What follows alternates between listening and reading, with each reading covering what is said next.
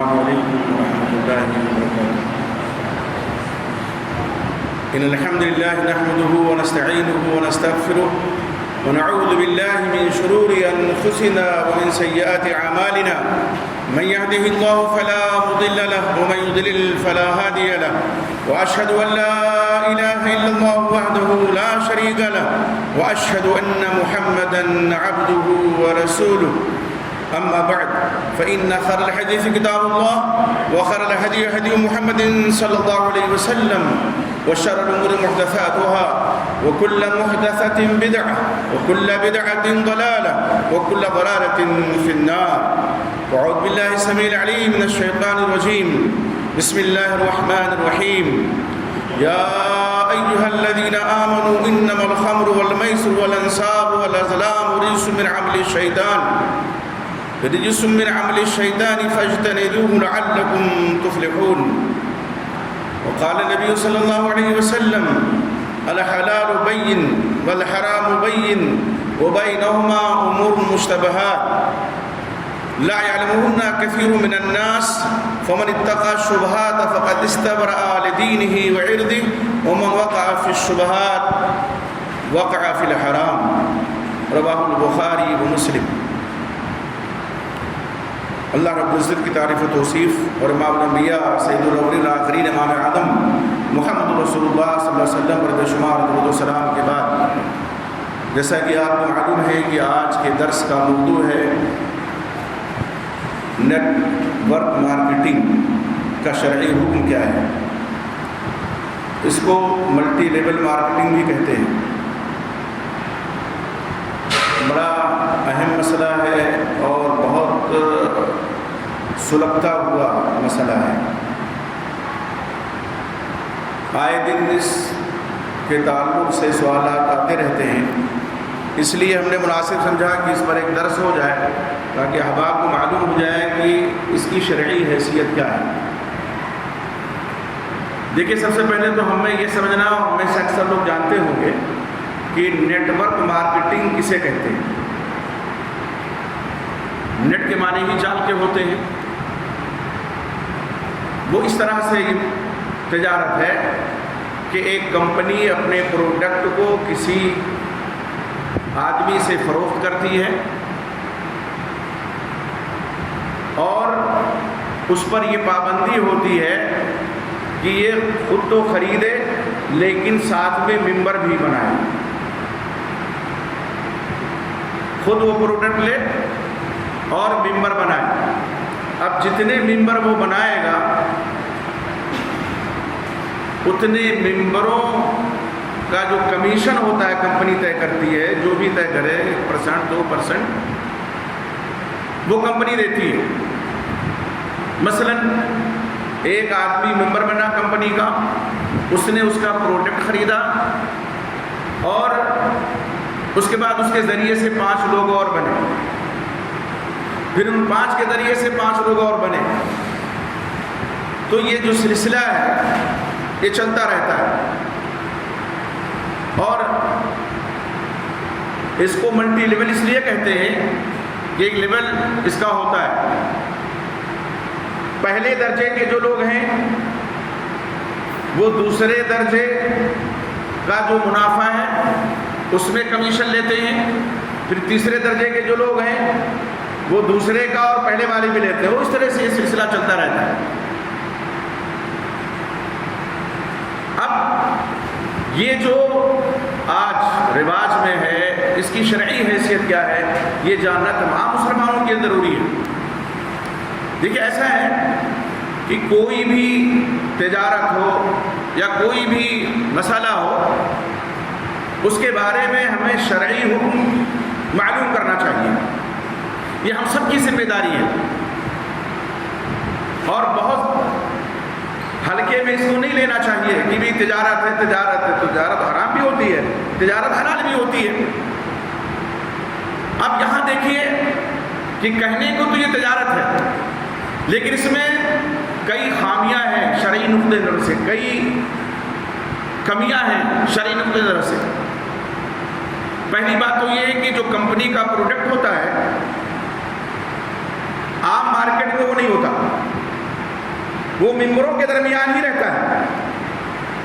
اور عام مارکیٹ میں اگر وہی سامان سپوز کیجئے شیمپو ہے، صابن ہے یا کوئی اور بھی پروڈکٹ ہے، اس کی قیمت اس کمپنی کے پروڈکٹ کے مقابلے میں کم ہوتی ہے، اس کی کہیں زیادہ ہوتی ہے. ایک دوسرا کیا ہے اس میں نقص اور دوسری خامی کیا ہے کہ آدمی جب ممبر بن جاتا ہے تو کمپنی کہتی ہے اب تمہارے ذریعے سے اور ممبر ہمیں چاہیے. ایک تو پروڈکٹ خریدنا اس کا مقصد نہیں ہے، اس کو ممبر بننا اصل ہے. اور اسی لیے جو کمپنیاں اس میدان میں ہیں وہ پمفلٹ ان کا دیکھیے تو ان کے پمفلٹ میں کیا ہوتا ہے کہ تجارت کے بارے میں تھوڑی معلومات ہوتی ہے، اور اس کے بعد جو نفع کا مسئلہ ہے کہ آپ کتنا جوڑیں گے، اتنا جوڑیں گے، اتنا جوڑیں گے، پھر آپ کو یہ بینیفٹ ملے گا، وہ بہت تفصیل کے ساتھ ہوتا ہے. اور بڑے لبھاونے سپنے دکھائے جاتے ہیں، حسین خواب دکھایا جاتا ہے کہ آپ اگر اس کمپنی سے جڑ جائیں گے تو چند دنوں ہی میں آپ لکھپتی ہو جائیں گے، چند سالوں میں کروڑپتی ہو جائیں گے، اور یہ ہوگا اور وہ ہوگا. آپ دیکھیں سب سے پہلی بات ہمیں جو سمجھنی ہے وہ یہ ہے کہ منافع جو کسی بھی چیز سے آدمی حاصل کرتا ہے 3 صورتیں اس کی ہوتی ہیں. 3 صورتیں. پہلی صورت یہ ہے کہ آدمی کسی کاروبار میں پیسہ لگائے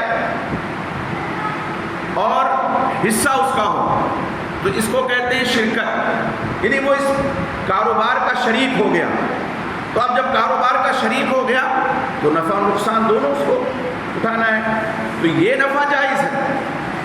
دوسری صورت و شکل کیا ہے جائز تجارت کی یا نفع حاصل کرنے کی کہ آدمی کے پاس وقت نہیں ہے. اچھا یہاں کیا ہے، پہلی میں پیسہ بھی لگاتا ہے، شرکت کی اور محنت بھی کرتا ہے، تو یہ شرکت ہے. دوسرا جو درجہ ہے، دوسری جو صورت ہے، اس میں کیا ہے کہ آدمی پیسہ لگاتا ہے، محنت نہیں کرتا ہے، محنت کوئی اور کرتا ہے. اس کو کہتے ہیں مضاربت. شرعی اصطلاح میں یہ مضاربت ہے کہ پیسہ کسی کا، محنت کسی کی، اور نفع میں دونوں شریک ہیں. جیسے امام بخاری رحمۃ اللہ علیہ، امام المحدثین، رئیس المحدثین، ظاہر ہے حدیث کی خدمت کے لیے اپنے آپ کو انہوں نے وقف کر رکھا تھا، لیکن وہ تجارت ایسے کرتے تھے مضاربت پہ. بعض دفعہ جو شریک ہوتا تھا وہ دھوکہ بھی دیتا تھا، لیکن ان کی تجارت مضاربت پہ تھی، اور یہ شرعاً جائز ہے. ایک تیسری صورت ہے کہ آدمی کے پاس پیسہ نہیں ہے، کوئی رقم نہیں ہے، کوئی مبلغ نہیں ہے، تو وہ کیا کرتا ہے، پیسہ کسی دوسرے کا ہے اور محنت یہ کر رہا ہے. اس کو شرعی اصطلاح میں اجارہ کہتے ہیں، یا اجرت کہہ لیجیے، مزدوری کہہ لیجیے. یہ پیسہ تم لگاؤ، ہم دوڑ بھاگ کریں گے، محنت کریں گے، اور جو نفع ہوگا اس میں اتنا حصہ ہمیں دے دینا. تو یہ 3 جو شکلیں ہیں نفع کی، یہ جائز ہیں. اب یہ جو نیٹ ورک مارکیٹنگ ہے، اس میں دیکھیے، اس میں آدمی پیسہ لگا کر کے سامان خرید لیتا ہے. سامان خرید لیا، وہ چاہے مہنگے میں خریدا ہو کئی گنا، یہ اگلا مسئلہ ہے، لیکن سامان اس نے خریدا پیسہ لگا کر کے، تو اس کو شرکت بھی نہیں کہیں گے. جب سامان لے لیا تو شرکت اس بات کی ہے. اسی طرح سے یہ مضاربت بھی نہیں ہے کہ آپ کا پیسہ لگا ہو اور کمپنی جو ہے وہ محنت کر رہی ہو، یا کمپنی کے جو لوگ ہیں وہ محنت کر رہے ہوں اور پھر آپ کو نفع میں شامل کر لیں، تو یہ مضاربت کی بھی شکل نہیں ہے. اسی طرح سے آپ دیکھیں کہ آپ محنت بھی کہاں کر رہے ہیں سب پر. چلیے 5 آدمی یا 10 آدمی پہ ہم نے آپ نے محنت کی تو یہ اجرت جائز ہے، لیکن کمپنی یہیں تک تو نہیں رکتی ہے، وہ تو خواب یہ دکھلاتی ہے کہ آپ نے 10 پہ محنت کی ہے، 10 کا کمیشن تو آپ کو ملے گا. وہ 10 اگر 10 پہ محنت کریں گے تو ان کا بھی کمیشن آپ کو ملے گا، اور وہ 10 اور پہ محنت کریں گے، یعنی 1000 تک اگر لوگ پہنچ گئے تو 1000 کے آخری سرے پر جو شخص ہے اس کا نفع بھی پہلے شخص کو مل رہا ہے، اور اس پہلے شخص کو 1000 نمبر پہ جو ہے اس کے بارے میں کچھ معلوم ہی نہیں ہے کہ وہ بھی اس میں حصے دار ہے کہ نہیں ہے، اس نے بھی پروڈکٹ اس کا خریدا ہے کمپنی کا، پتہ ہی نہیں ہے، تو کیسے جائز ہو جائے گا؟ تو یہ جو ہے محدود لیول تک محنت اس کی ہوتی ہے، محدود لیول ہے اس کا، تو محدود لیول تک محنت ہے، جہاں تک محنت ہے وہاں تک آپ نے نفع لے لیا تھا تو ٹھیک ہے، لیکن کمپنی یہیں پر تو بس نہیں کرے گی، وہ آپ کو جوڑے گی، اور اگر ایسے سپنے کمپنی نہ دکھائے تو کون جڑے گا؟ اس لیے یہ جو تجارت ہے جس کو کہا جاتا ہے نیٹ ورک مارکیٹنگ یا ملٹی لیول مارکیٹنگ، اس میں کسی طرح سے کوئی بھی ایسی چیز نہیں جس کو ہم کہیں شرعی طور پر جائز ہے۔ اب ذرا تفصیل سے دیکھتے ہیں کہ اس میں کیا کیا قباحتیں ہیں۔ قرآن میں اللہ تعالیٰ سورہ مائدہ میں فرماتے ہیں یا ایھا الذین آمنوا انما الخمر والمیسر والانصاب والازلام رجس من عمل الشیطان، ایمان والو بے شک شراب، میسر یعنی جوا، اور یہ بت انصاب اور پانسے، یہ ناپاک ہیں، شیطان کے عمل سے ہیں، ان سے بچو، فاجتنبوہ لعلکم تفلحون، ہو سکتا ہے کامیاب ہو تاکہ تم کامیاب ہو جاؤ۔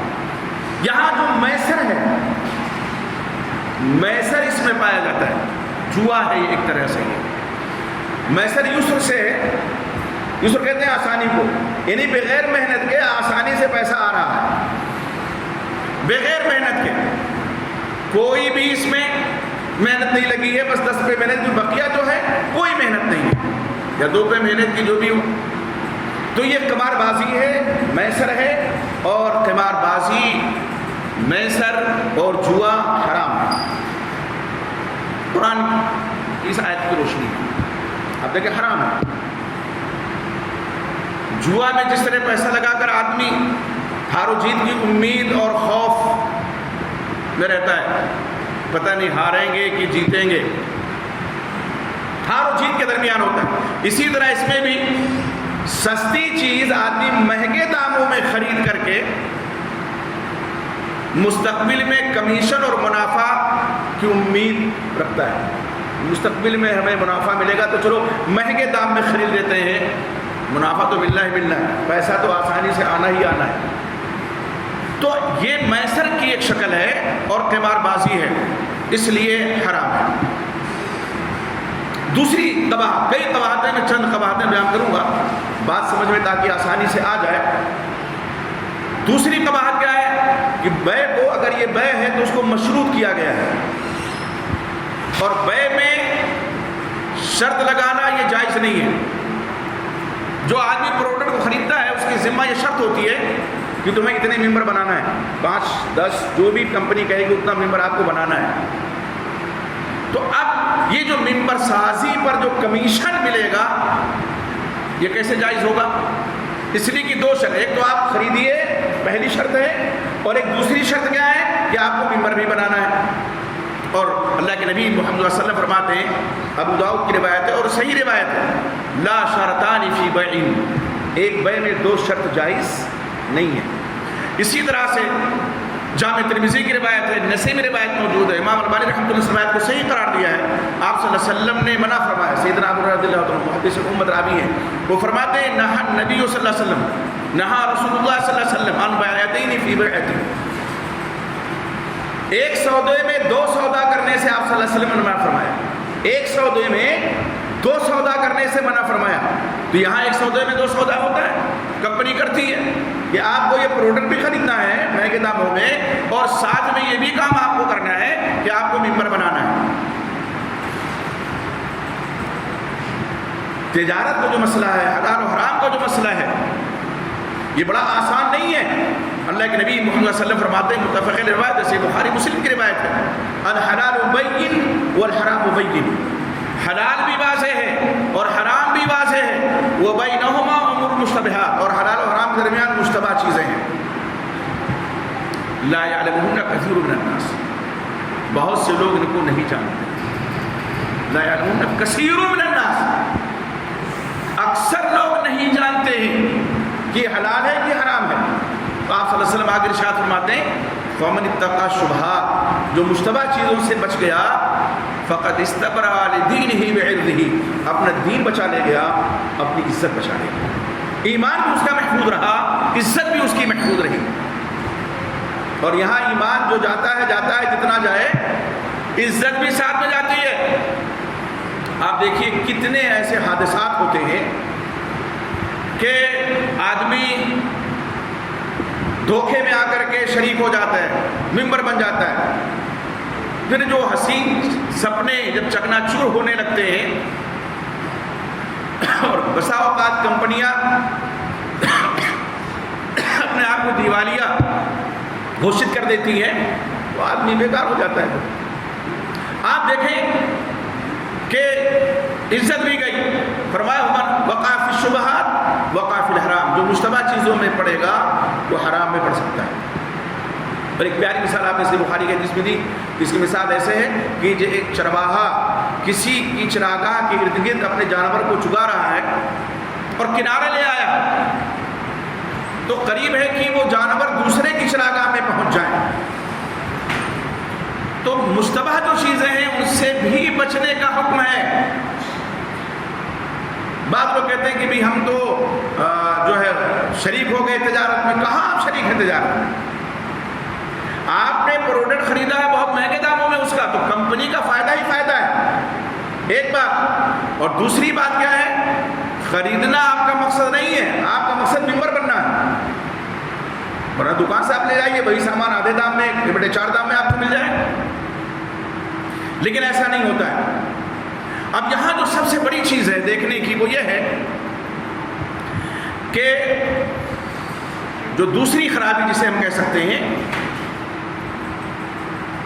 دولت جو ہے چند لوگوں کے درمیان گھومتی رہتی ہے۔ جیسے میں نے بتایا آپ کو، پہلے پائیدان پہ جو لوگ ہیں ان کا نفع آخری پائیدان پہ جو لوگ ان کا پہنچتا ہے، اور آخری پائیدان پہ جو اس کو کہاں ملنا ہے؟ بھی اگر 2% کہا کہ آپ نے جوڑا 10 لوگوں کو 2%، پھر جوڑا 2%، پھر جوڑا 2%، انہوں نے جوڑا 2%، انہوں نے جوڑا 2%، تو پہلے اور دوسرے اور تیسرے پائیدان پہ جو لوگ ہیں اس لیول کے ہیں، ان کو آگے کے لوگوں کا نفع پہنچ رہا ہے، کمیشن پہنچ رہا ہے، اور جو سب سے آخر میں جو لوگ ہیں 1-2 لیول آخر کے، تو ان کو تو کچھ نہیں مل رہا زیادہ۔ تو اس میں کیا ہے، کچھ لوگوں کا بہت زیادہ فائدہ ہے اور کچھ لوگوں کا نقصان ہے۔ نقصان کیا ہے کہ انہوں نے ایک ایسی چیز کو خریدا کہ جس کے بارے میں وہ جانتے بھی نہیں ہیں، کمپنی مجبور کرتی ہے کہ یہ چیز آپ کو خریدنا ہے، مقصد بھی ان کا خریدنا نہیں ہے، تو ان کا نقصان ہوا کہ نہیں ہوا؟ آخر کے جو لوگ ہیں مہنگے دام میں خریدا انہوں نے، اور اللہ کے نبی صلی اللہ علیہ وسلم فرماتے ہیں لا ضرر ولا ضرار، نہ کسی کو نقصان پہنچاؤ نہ خود نقصان اٹھاؤ، نہ نقصان اٹھاؤ نہ نقصان پہنچاؤ۔ تو دولت چند لوگوں کے ارد گرد ہوتی ہے، اسی طرح سے اس میں دھوکہ بھی ہے۔ تیسری خرابی کیا ہے؟ دھوکہ ہے اور نقصان پہنچانا ہے، اسی میں نکلتا ہے کہ نقصان دوسروں کو پہنچ رہا ہے۔ آپ صلی اللہ علیہ وسلم نے منع فرمایا، صحیح مسلم کی روایت ہے، نہى رسول اللہ صلی اللہ علیہ وسلم عن بیع الحسات وعن بیع الغرر، رسول اللہ صلی اللہ علیہ وسلم نے بیع حسات سے، کنکری، مطلب اس کا یہ ہوتا ہے کہ آدمی ایک ہے بیع ملامسہ، ایک ہے بیع منابذہ، ان بیعوں سے بھی آپ صلی اللہ علیہ وسلم منع فرمایا کہ آدمی نے کہا کہ یہ ہم نے ڈال دیا، چلو یہ ہمارا ہو گیا، دیکھا نہیں ہے، یا آپ نے اگر اس پہ ڈال دیا، منع فرمایا آپ نے۔ ایسے ہی دھوکے کی جو بیع ہے، غرر کی جو بیع ہے، اس سے آپ نے منع فرمایا، اور اس میں دھوکہ ہوتا ہے۔ کتنی کمپنیاں باقاعدہ طور پہ رفو چکر ہو جاتی ہیں، ان کے بارے میں پتہ نہیں ہے کہ یہ کب تک ٹکی رہیں گی۔ شروع میں بڑا اچھا لگتا ہے کہ 10 لوگوں کو ہم نے بنایا ہے تو 10 کا نفع ہمیں مل رہا ہے، کچھ دن تک ملا، اس کے بعد پتہ چلا کمپنی غائب ہے۔ کمپنی کا مقصد اپنے آپ کو فائدہ پہنچانا ہے، آپ کو نہیں۔ یہ جو سستی چیزیں مہنگے داموں میں کمپنی بیچ رہی ہے آپ سے ہم سے، اس کا تو فائدہ ہی فائدہ ہے، نفع ہی نفع ہے۔ لیکن اس نے دھوکہ کیا دیا کہ ممبر بنایا اور پھر غائب مارکیٹ سے. بغیر عمل کے منافع ملتا ہے، یہ خرابی ہے. جیسے کہ میں نے شروع میں اشارہ کیا تمہید میں کہ عمل کوئی نہیں کیا ہے اور نفع ہمیں مل رہا ہے. تو یہ کیا ہے؟ لوگوں کا مال باطل طریقے پر کھانا ہے. اللہ تعالیٰ فرماتے ہیں وَلَا تَأْكُلُوا أَمْوَالَكُمْ بَيْنَكُمْ بِالْبَاطِلِ، تم اپنے مال کو آپس میں باطل طریقے پر نہ کھاؤ. تو یہ مال کیا ہے؟ باطل طریقے پر کھانا ہے. اسی طرح سے خرابی کیا ہے کہ یہ تجارت ہیلا والی تجارت ہے، اور ہیلا کی تجارت سے، ہیلا بیع میں کرنے سے اللہ کے نبی محمد رسول اللہ صلی اللہ علیہ وسلم نے منع فرمایا. سنن نسائی کی روایت ہے، آپ صلی اللہ علیہ وسلم نے بیع نجس سے منع فرمایا. نبی صلی اللہ علیہ وسلم نہا عن بیع النجش. نجس کہتے ہیں کہ ہیلے کے ساتھ بھاؤ کو بڑھا دیا جائے، اتار چڑھاؤ جسے کہتے ہیں نا، ہیلا کوئی کرے اور بھاؤ بڑھ جائے، یا ہیلے کے ذریعے سے آدمی اپنا سامان بیچے، حقیقت میں کچھ ہو اور دکھائے کچھ. یہ ہوتا ہے کہ نہیں ہوتا ہے؟ حقیقت میں کچھ ہو.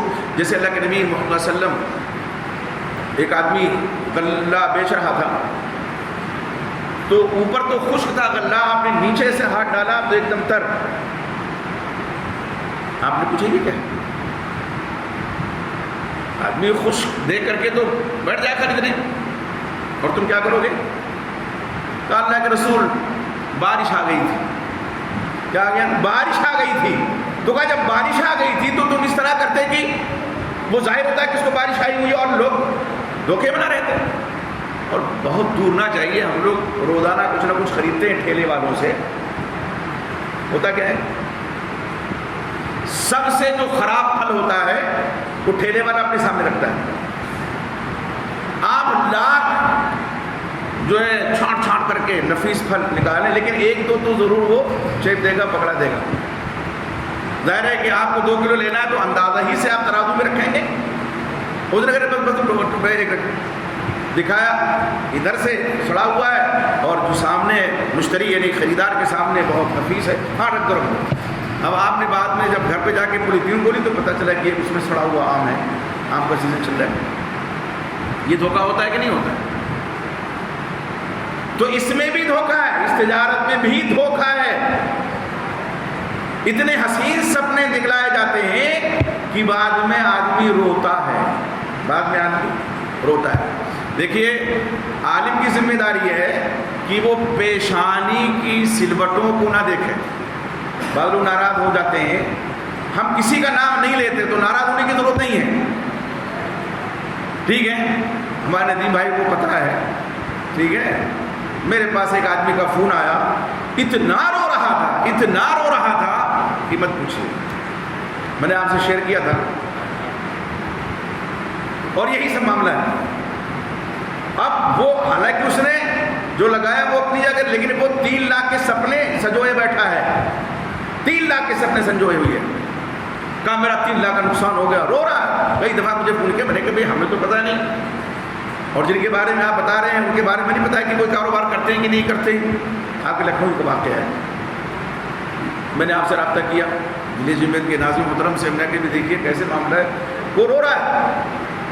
تو انہوں نے کہا اس کو کہیے بھائی ہمیں آپ نے شاپ، میں نے اس کو پھر جواب دیا، ہم نے کہا بھائی ہم سے پوچھ کے تو کیا نہیں تھا، تو ہم اس میں کیا کر سکتے کہ دلا دیجیے یا کر دیجیے. بعد میں پتہ چلا کہ انہوں نے بتایا اس نے اتنا نہیں لگایا تھا کہ 3 لاکھ اس کا ہوتا ہے، لیکن سپنے اتنے دکھائے گئے، حسین سپنے، کہ آدمی دھوکے میں آئے گا کہ نہیں آئے گا. تو اس میں بے غرر بھی ہے، دھوکہ ہیلا ہے، بلکہ کہہ لیجیے اس میں ہیلا ہے. تو ہیلے کی بے سے نبی اکرم محمد صلی اللہ علیہ وسلم نے منع فرمایا ہے. اور اس میں ایک قباحت اور ہے، سود میں پڑنے کا اندیشہ ہے. سود میں کیا ہے؟ آدمی پڑ سکتا ہے. اس لیے کہ ہم نے ایک سامان لیا ہے مہنگے دام میں، اگر مارکیٹ میں اس کی قیمت 4000 ہے، ہم نے اس کو 10,000 میں لیا. اب 10,000 میں لیا تو اس اعتبار سے لیا کہ اس میں ہمیں کم سے کم کچھ کچھ نہیں تو 1 لاکھ روپیہ ملے گا، 10,000 سے 1 لاکھ روپیہ یہ ملے گا ہمیں. کہاں سے ملے گا؟ کیا آپ نے پیسہ لگایا ہے اور کمپنی تجارت کر رہی ہے اور تجارت میں نفع و نقصان میں شامل کیا ہے کمپنی نے؟ نہیں، ایسا بالکل نہیں ہے. اس میں تو نفع ہی نفع ہے، اس میں نفع ہی نفع ہے. تو اس میں سود کا بھی اندیشہ ہے. آدمی اس لیے خریدتا ہے کمپنی کا پروڈکٹ، ایسی کمپنیوں کا کہ ہم اتنے میں خریدیں گے. 10,000 میں لے لیا، چلو 4,000 قیمت ہے ہم مارکیٹ میں اس پروڈکٹ کی، تو 10,000 میں ہم لے لیں گے تو ہمیں 1 لاکھ روپیہ ملے گا. تو یہ 10,000 دے کر کے 1 لاکھ کی جو امید لگائے بیٹھا ہے، تو ظاہر ہے کہ اماؤنٹ اور جو پیسہ حاصل کرے گا وہ کیا ہوگا؟ کمپنی کا پروڈکٹ خریدنا مقصد نہیں ہے اس کا مقصد یہ ہے کہ اس کے ذریعے سے ہمیں اتنا روپیہ ملے گا. 10,000 لگائیں گے تو اتنا مل جائے گا. تو اس میں سود کا بھی اندیشہ ہے، اس لیے بھی ایسی تجارت سے بچنا چاہیے. میرے بھائی، اسلام نے جو نظام ہمارے لیے بنایا ہے وہ نظام ایسا ہے کہ اگر ہم اس نظام کے تحت زندگی گزاریں گے انشاءاللہ برکتیں ہمارے گھروں سے نہیں اٹھیں گی. تاجر اگر سچا ہو جائے، امانت دار ہو جائے، تو اس سے بڑھ کر کے کوئی معتبر پیشہ نہیں ہو سکتا ہے تجارت سے. بہت سے لوگ جو دھوکہ دیتے ہیں، غرر کرتے ہیں، ہیلا سازی کرتے ہیں، وقتی طور پہ ان کو فائدہ ہو جاتا ہے، لیکن بعد میں پھر پانی کی طرح پیسہ ان کا خرچ ہوتا ہے، دوا میں، علاج میں، اور ایسا نقصان اٹھانا پڑتا ہے کہ جس کے بارے میں آدمی نے سوچا بھی نہیں ہوگا.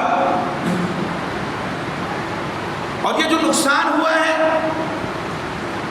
بعض لوگ جو عقلمند ہوتے ہیں وہ سمجھ جاتے ہیں کہ فلاں کے ساتھ ہم نے دھوکہ دیا یا اس کو دھوکہ دیا، ہیلا سازی سے ہم نے اپنا پروڈکٹ بیچا، اس لیے اللہ نے ہمیں سزا دی. دیکھیے، مکافات عمل ایک چیز ہے. بعض اعمال ایسے ہیں کہ جن کا ہمیں اور آپ کو اور تمام لوگوں کو بدلہ یہی دنیا میں مل جاتا ہے. آخرت میں جو ملے گا وہ اپنی جگہ پر ہے. نیکی کریں گے اس کا بھی بدلہ مل جاتا ہے. آخرت میں انشاءاللہ ایک نیکی 700 گنا تک اللہ بڑھا دیں گے. واللہ یضاعف لمن یشاء، اللہ جس کو چاہے اور بڑھا دے.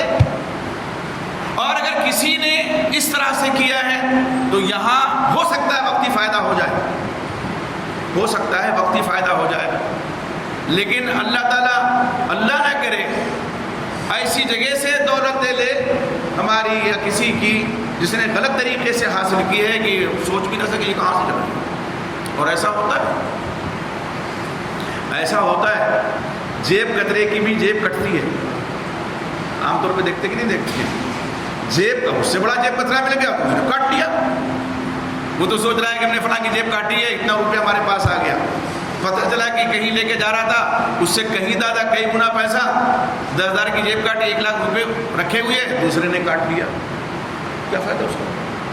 تو دنیا میں بھی نقصان اور آخرت اور عقبہ میں جو نقصان ہے وہ اپنی جگہ پر تو ہے ہی، اور ظاہر ہے اس کے بارے میں سوچ کر کے رونگٹے کھڑے ہو جانے چاہیے. میرے بھائی، سب سے اہم کام جو کرنے کا ہے وہ یہ ہے کہ ہم تجارت کریں، جائز تجارت، حلال تجارت ہو، اور پھر انجام اللہ پر چھوڑ دیں. ہم دیکھتے ہیں آئے دن دیکھتے ہیں، روزانہ مشاہدہ کرتے ہیں، ایک ہی میٹیریل کئی دکانوں پہ رکھا ہوا ہے، ایک ہی میٹیریل کئی دکانیں ہیں، لیکن اللہ تعالیٰ سب کو روزی دیتے ہیں کہ نہیں دیتے؟ ایک آدمی نے دکان کھولی، زردوزی کا جو سامان ہوتا ہے میٹیریل اس کی، دوسرے آدمی نے بغل میں آ کر کے اسی میٹیریل کی دکان کھول لی. اب پہلا والا اس سے کہتا ہے یہ میرے بغل ہی میں کھولنا تھا تمہیں. وقتی طور پہ آدمی پریشان ہوتا ہے، لیکن اگر صبر سے کام لیں تو ہو سکتا ہے، اور اس کو مشورے دیکھ دے کہ میرے بھائی میں یہ چلاتا ہوں، میرا اتنا فائدہ ہوتا ہے، یہ ہوتا ہے، آپ مجھ سے مشورہ لیتے رہیں انشاءاللہ. ہو سکتا ہے کہ گراہک اس کے پاس زیادہ ہیں پہلے والے کے پاس. ہم خود روزانہ کبھی جب جاتے ہیں مارکیٹ میں، آپ جاتے ہیں مارکیٹ میں دیکھتے ہیں کئی دکانیں لگی ہوئی ہیں، نظر کسی دکان پہ اٹھتی ہے اور قدم کسی اور دکان کی طرف چلتا ہے. یہ کون چلاتا ہے؟ اللہ تعالیٰ. ہمارے آپ کے ذریعے سے جس دکاندار کی روزی اللہ نے لکھی ہوئی ہے، اس لازماً پہنچیں گے. تو رزاق کون ہے؟ اللہ رب العزت ہے. وَمَن يَتَوَكَّلْ عَلَى اللَّهِ فَهُوَ حَسْبُهُ. جو اللہ پر بھروسہ کرے تو اللہ اس کے لیے کافی ہے. کوئی بھی پیشہ ہو, ہم اس پیشے سے اگر اخلاص کے ساتھ وابستہ ہیں تو انشاءاللہ اس میں ہمیں اللہ تعالیٰ فائدہ دیں گے. یہ جو جوا ہے, میسر جس کو کہتے ہیں, قمار جس کو کہتے ہیں, یا سود ہے, وقتی فائدہ اس میں ہے, لیکن نقصان بہت بڑا ہے. آج آپ دیکھیں, بعض لوگ یہ سمجھتے ہیں کہ دولت یہی ہے کہ کروڑپتی ہو جائیں. اب تو لکھپتی بڑا ہلکا لگ رہا ہے نا, اس زمانے میں لکھپتی کہتے ہوئے بڑا وزن محسوس ہوتا تھا. اب لکھپتی ہلکا لگ رہا ہے, تو اس لیے کروڑپتی کی مثال دیتے ہیں. وہ کروڑپتی صاحب جو ہیں, کروڑوں کی دولت ہے ان کے پاس, لیکن من پسند کھانا نہیں کھا سکتے. ایسی دولت سے کیا فائدہ؟ ایسے لوگوں کے لیے چھوڑ کے چلے جائیں گے جو شاید بعد کے بھی ہاتھ اٹھائیں دعا کے لیے اپنے والدین کے لیے. ڈاکٹر نے پابندی لگا دی, یہ نہیں کھا سکتے, وہ نہیں کھا سکتے, اس کے قریب نہیں جا سکتے, اس کے قریب نہیں جا سکتے. صرف دال کا پانی اور روٹی کا چھلکا. بعض بیماری ایسی ہوتی ہے, دال کا پانی, روٹی کا چھلکا. اب بیٹا, بیٹی, بیگم اور گھر والے سب انواع اقسام کی ڈشیں سامنے اڑا رہے ہیں, اور یہ کروڑپتی صاحب جنہوں نے پتہ نہیں کہاں سے حاصل کر کے آرام پہنچایا سب کو, مجبور ہیں دال روٹی کھانے. تو ایسی برکت سے کیا فائدہ؟ کوئی برکت ہے؟ برکت وہ ہے حقیقی معنوں میں کہ اللہ رب العزت جو ہمیں آپ کو دے اسی میں قاعدے سے گزر بسر ہو جائے اور دل ہمارا مطمئن ہے. یہ دل کا اطمینان اصل اطمینان ہے. اگر یہ حاصل نہیں ہے تو کتنی دولت کیوں نہ ہو جائے, کچھ بھی نہیں ہے. کتنے کروڑپتی جب تک نیند کی گولی نہ کھائیں ان کو نیند نہیں آتی ہے. اور بسا اوقات ایسا ہوتا ہے کہ جسے عادی شرابی, اس کو نشہ نہیں چڑھتا جو عادی ہو جاتا ہے. ہاں, ایک شرابی نے مجھ سے کہا کہ مولانا آپ کہتے ہیں کہ شراب پی کر کے یہ کرو, مجھے تو بڑا سرور محسوس ہوتا ہے اور ایک دم دماغ ہمارا اور زیادہ تیز ہو جاتا ہے. ہم نے کہا جو آرام ہے, آرام. تو جو عادت جس کی پڑ جائے, نیند کی گولی کھانے کی عادت پڑ گئی تو ایک وقت آتا ہے کہ نیند کی گولی بے اثر ہو جاتی ہے. اب تاروں میں اور تاروں کو گنتے ہوئے رات کٹ رہی ہے. اختر شماری جسے کہتے ہیں, کروٹ پہ کروٹ, کروٹ پہ کروٹ بدل رہے ہیں, کچھ نہیں, حاصل ہی کچھ نہیں ہے. آپ دیکھیں ایک آدمی جو دن بھر محنت کرتا ہے, وہ کیسی بھی محنت ہو, مزدوری بھی محنت ہے, تجارت بھی محنت ہے, بھاگ دوڑ آپ کرتے ہیں, یہاں آ جاتے ہیں, یہ بھی محنت ہے, بائک چلا کے جاتے ہیں کہیں, یہ بھی محنت ہے. آپ پروگرام میں اتنی دور سے آئے ہیں, اللہ قبول فرمائے آپ کی حاضری کو, تو یہ بھی محنت ہے. آپ عشاء کی نماز پڑھیں گے, 10-11 بجے آپ سو جائیں گے, ہم سو جاتے ہیں. پھر جب آنکھ کھلتی ہے نماز کے لیے تو کھلتی ہے. یہ ایک جو سسٹم اللہ نے بنا دیا ہے ہمارے جسم کا, اسی حساب سے جسم کو آرام چاہیے.